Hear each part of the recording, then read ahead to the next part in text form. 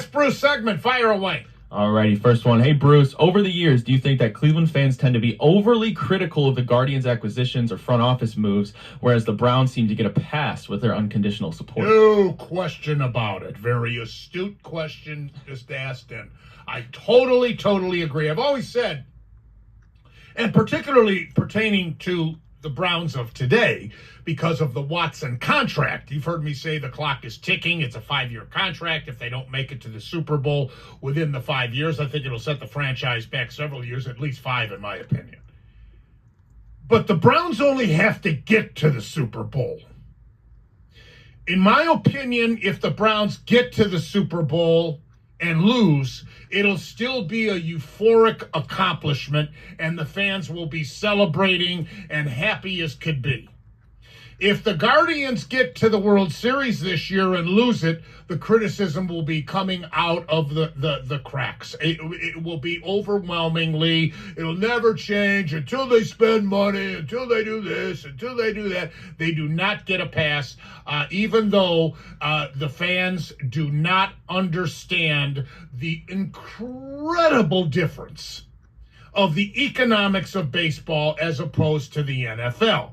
As a mid-level market, what the Indians, now Guardians, are accomplishing, being as competitive and a playoff entry as they have been, is amazing to me. They're in the same boat with Kansas City and Milwaukee and some of these other franchises like Milwaukee that has never been to the World Series except for 1 year. That was 1982 when they lost to the St. Louis Cardinals in 7 years when Whitey Herzog was the manager of the Redbirds. But swallow this. Here's the greatest example of the economic difference between baseball and the NFL. And I'm not talking about the salary cap, which is a large, huge, and you're never going to have a salary cap in baseball because the large markets will never allow it. But here's another equally glaring fact about the difference between baseball and the NFL.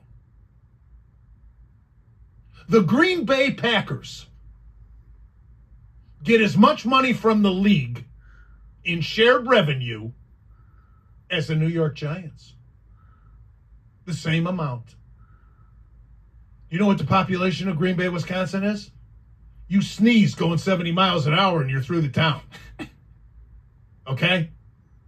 So the fans don't realize that. They just, no matter how many, I've been preaching this for decades and they just don't grasp it. But I'm not all fans. I don't want to stereotype all fans. As obviously, the individual that asked that question knows because of the way he asked the question.